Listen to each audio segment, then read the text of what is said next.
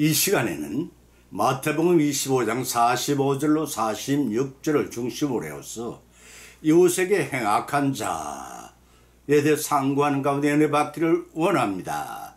성경은 눈에 보이지 않는 이웃을 사랑하지 않으면서 보이지 않는 하나님을 사랑하는 것을 거짓이라고 규정했습니다. 하나님께서 이처럼 이웃을 사랑하라고 강조한 것은 그들을 사랑하지 않고는 사랑의 하나님을 뵐 수가 없기 때문입니다. 혼자 살아온 어느 나이 많은 과부가 이웃 친구들 도움을 청하고 의지해야 할 상황에 이르는 어느 날이었습니다. 그녀는 그 기간 동안에 일어난 모든 일들을 특히 외부의 세계와 접촉한 일을 일기에 꼼꼼하게 적어두었습니다. 어느 날 이웃 사람들은 며칠간 그녀의 집에 아무런 인기척이 없음을 이상히 여겼습니다. 경찰을 불러 그 집에 들어가 보니 그녀는 이미 죽은 지 여러 달이 되었습니다. 죽기 전 3일 동안 그녀 일기에는 이렇게 적혀 있었습니다. 아무도 오지 않았다, 아무도 오지 않았다, 아무도 오지를 않았다는 말만 되풀이해서 쓰여져 있더랍니다. 이래 분주한 삶 속에 사는 우리는 외롭고 궁핍한 불우한 자들을 아주 잊기가 쉽습니다. 우리는 먹고 사는 일들의 분주한 삶 속에서 종종 공적이고 화려해 보이는 일들의 우선순위를 부여하느라고 주변의 이웃 사람들을 잊어버리기가 쉽습니다. 그러나 우리의 경건이 정결하고 더럽히지 않기를 바란다면 고와 과부를 연루하고 병든 자들과 혼자서는 몸을 가누지 못하는 독거 노인들을 소홀히 해서는 아니 됩니다. 예수님은 도움이 필요한 자들에게 특별히 관심을 지니시며 그러한 처우를 채우기 위해 행동에 나서는 자들에게 특별하게 보상을 약속하셨습니다. 그러나 이웃에게 행하는 자들에게는 오늘날의 본문 말씀과 같은 결과를 가지도록 하십시다. 그것은 저주를 받고 죽음을 당하게 하십시다. 행한 대로 복을 받고 영벌에 들어가게 하십시다.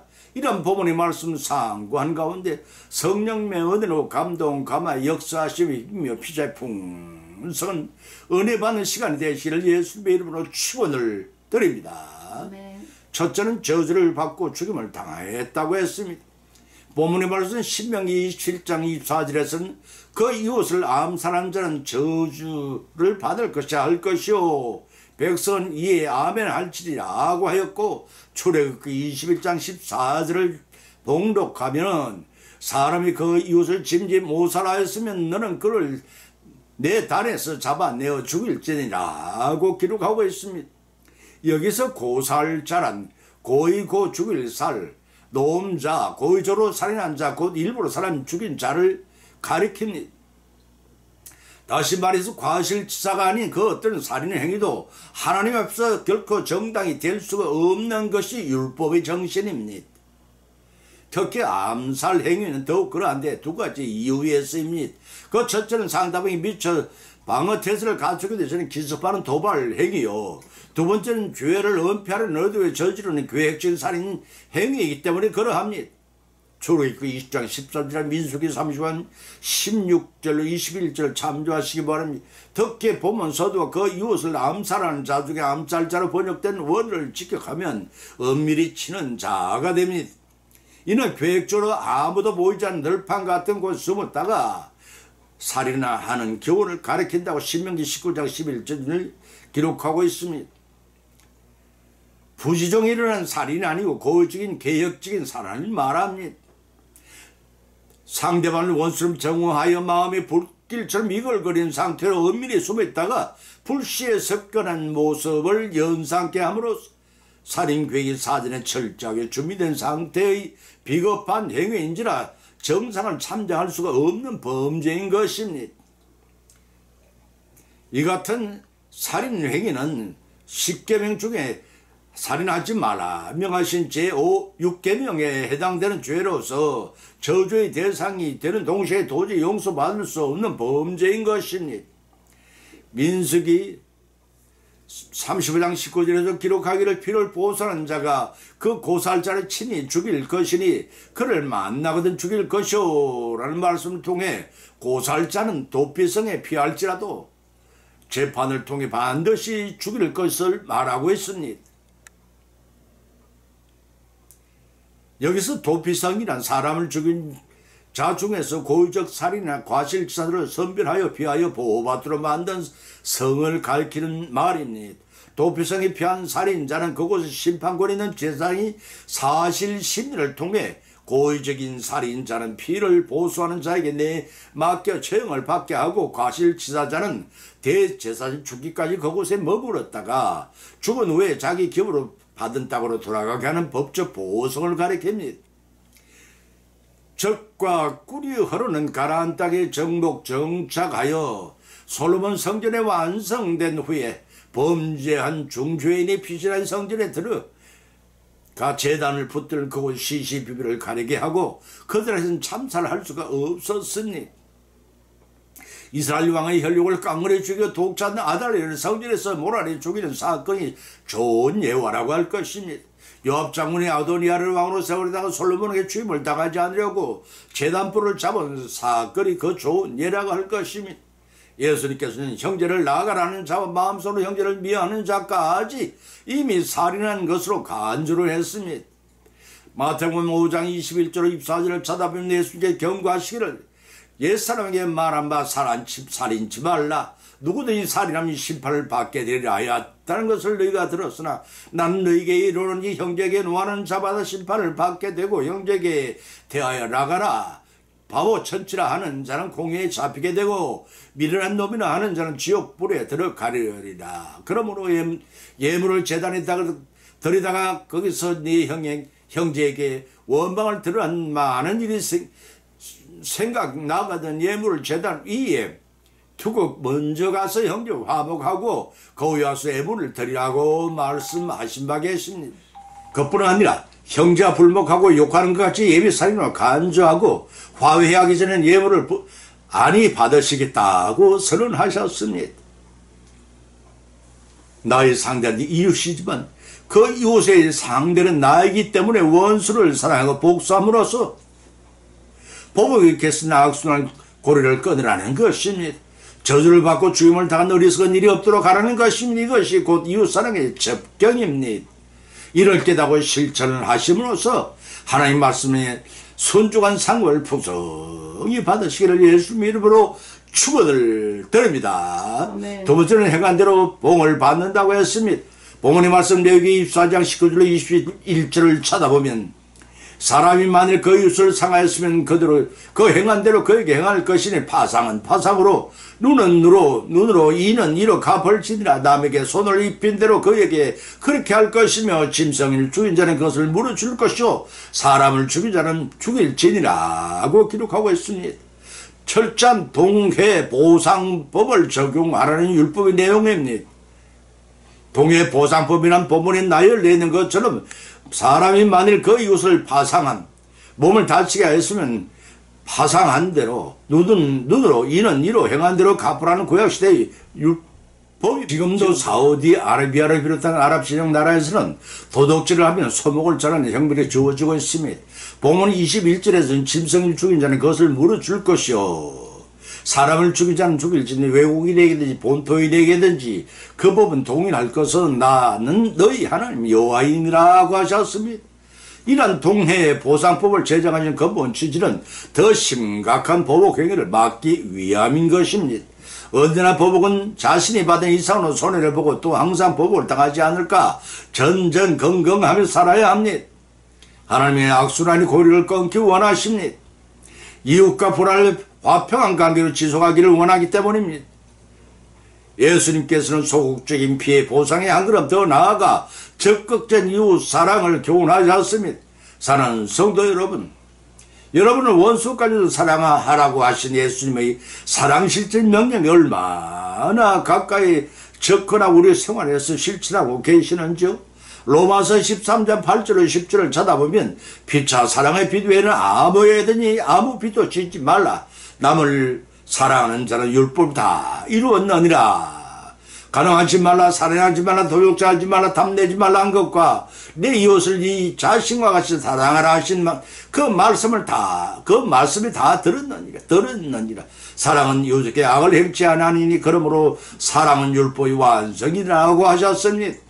그 말씀대로 친히 예수님께서는 인류 구속 사역을 성취하기 위해 십자가를 지심으로 다 이뤘다고 하신 말씀이 곧 율법의 완성을 가리킨 말씀입니다. 그러므로 말미암아 우리는 하나님의 사랑과 이웃 사랑을 실천함으로써 653가지는 율법을 지킴으로써 구원받는 무거운 짐진 자가 아니라 이 사랑을 실천함으로써 주님의 뜻을 이루고 온전한 구원을 고대할 수가 있는 것입니다. 온전한 구원은 주님 재림시에 얻게 될 것입니다. 이제부터 우리의 믿음의 할 몫을 다 함으로써 주님의 판정으로 성취될 것입니다. 요한일서 3장 14절과 17절에서는 우리가 형제를 사랑함으로써 사망에서 옮겨 생명으로 들어간 줄을 알거니와 사랑치 아니하는 자는 사망에 거하느니라. 누가 이 세상의 재물을 가지고 형제의 궁핍을 보고도 도와줄 마음이 막으면 하나님의 사랑이 어찌 그 속에 거할까 보냐. 자녀다 우리가 말과 혀로만 사랑하지 말고 오직 행함과 진실함으로 하자라고 권면하고 있습니다. 이러한 권면의 동기는 사람은 행한대로 보응을 받기 때문인 것입니다. 세상에서도 권성징악은 문자적으로 선을 권하고 악을 징벌하는 뜻이지만 악은 반드시 징벌을 받아 망하게 되고 선은 반드시 이긴다는 내용이 담긴 말입니다. 따라서 선행자는 잠시 피박자의 앞뒤에 고통을 받을 수 있겠지만 악행자는 그로 인해 하나님으로부터 영원히 고통을 받게 될 것입니다. 이를 깨달고 성도들은 영계 심판대 앞에서 행한 대로 복받지 말고 오히려 이웃에게 사랑을 베풀므로써 하나님을 사랑하는 자가 되어 말씀 순종의 칭찬과 상급을 풍성히 받으시는 우리 모두가 되시기를 예수님 이름으로 축을 드립니다. 네. 세 번째는 영벌에 들어간다고 했습니다. 오문의 말씀 마태복음 25장 45절 46절 찾아봉독하면 내가 진실로 너에게 이르노니 이 지극히 작은 자에게 하지 아니한 것이 곧 내게 하지 아니한 것이니라 하시니 저희는 영벌에 의인은 영생에 들어가리라 하시니라고 하셨습니다. 보면 59 1절로 3절을 찾아보면 여호와의 손이 짧아서 권치 못하심이 아니요 귀가 둔하니 듣지 못하심도 아니라 오직 너희 죄악에 너희 사이를 내었고 너희 죄가 그 얼굴을 가리워 듣지 않게 하매니 이는 너희의 손이 피해 너희의 손이 돈가락이 죄악에 더럽혔으므나 이 입술은 거짓말을 하며 너희 혀는 독을 바람이라고 하셨습니다. 이 말씀의 뜻은 도탄에 빠진 자를 유대인들이 외식하면서도 회개하지 않고 구원의 소개를 뻗쳐주시지 않는다는 불평에 대한 해명의 심이 물에 빠진 베드로가 구원을 요청했을 때 손을 내밀어 구원해 주시면서 예수님께서 믿음이 작은 자여 왜 의심하였느냐라고 가벼운 질책을 하신 적이 있습니다.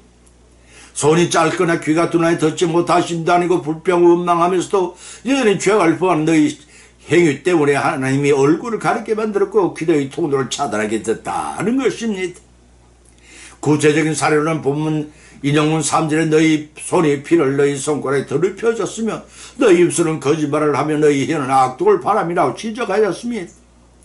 그런데 우리의 신앙은 어떤 삶을 살고 있다고 생각하시는지 인용문에 지적한 지적 대상대로 유대인들보다 더 나은 삶을 영위하고 계신다고 생각하시는입니까? 마가복음 9장 41절에서 주님은 누구든지 너희를 그리스도에게 속한 자라 하여 물 한 그릇을 주면 내가 진실로 너희에게 이르노니 저가 결단과 상을 잃지 아니하리라고 하셨습니다. 당시 물 한 그릇의 값을 주고서도 사먹기 쉽지 않았던 생명수와 같이 귀한 물을 말씀하신 것입니다. 그러된 목이 타도록 그 한 그릇의 물이 필요한 자에게 아까워 주지 못한다면 그러한 악행을 저지른 자가 복을 받겠습니까? 지옥에 들어가는 행위대로 가품을 받아 목이 타는 영원한 형벌의 고통을 면치 못할 것입니다. 또 이사야서 58장 7절에서도 줄인 자에게 네 식물을 나눠주며 유리한 비민을 네 집에 들이며 벗은 자를 보면 입히며 또 내 권력을 피하여 스스로 죽지 아니하는 것이 아니겠느냐.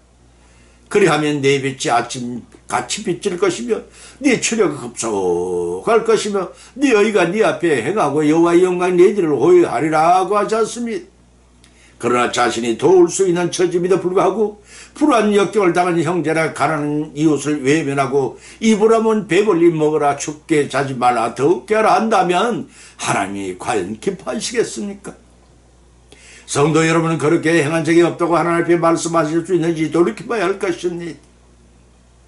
본문에서 예수님께서 말씀하시기를 지극히 작은 자에게 하지 아니한 것이 곧 내게 하지 아니한 것이라 선언하셨습니다. 이 말씀은 지극히 작은 자에게 무관심한 것은 예수님께 대한 무관심한 것임을 일깨워주는 말씀이라고 하겠습니다. 본문 46절에 예수님께서는 선언하시기를 저희는 영불의 의인은 영생에 들어가리라고 하셨습니다. 이 말씀을 통해 우리는 사람의 육신은 죽어 흙으로 돌아가지만 육신 안에 그 아들 영은 영원히 불멸입니다. 그래서 요한복음 5장 29절에 예수님이 말씀하시기를 선한 일을 행한 자는 영생의 부활로 악한 일을 행한 자는 심판의 부활로 나오리라고 분명히 밝혀주고 계십니다. 이를 근거로 하여 히브리서 9장 27절에도 사람이 한번 죽는 건 정언이 있죠.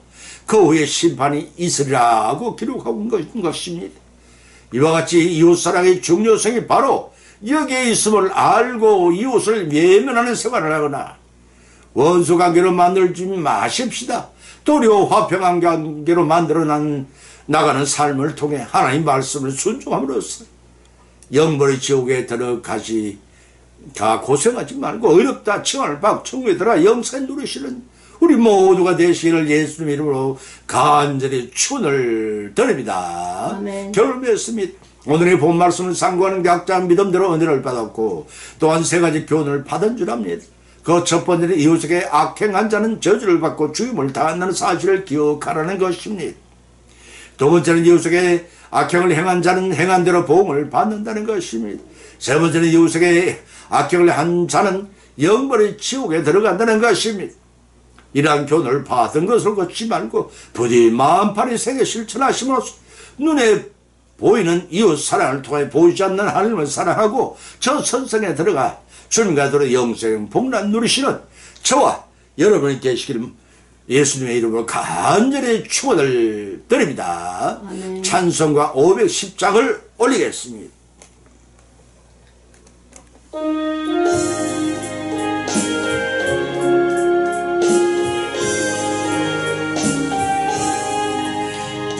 하나님의 진리 등대 길이 빛나니 우리들도 등대되어 주님 사랑 비추세 우리 작은 불을 켜서 험한 바다 비추세 물에 빠져 헤매느니 건져내어 살리세 죄 밤은 깊어가고 성난 물결 설렌다 어디 불빛 없는가고 찾는 물이 많구나 우리 작은 불을 켜서 험한 바다 비추세 물에 빠져 헤매느니 건져내어 살리세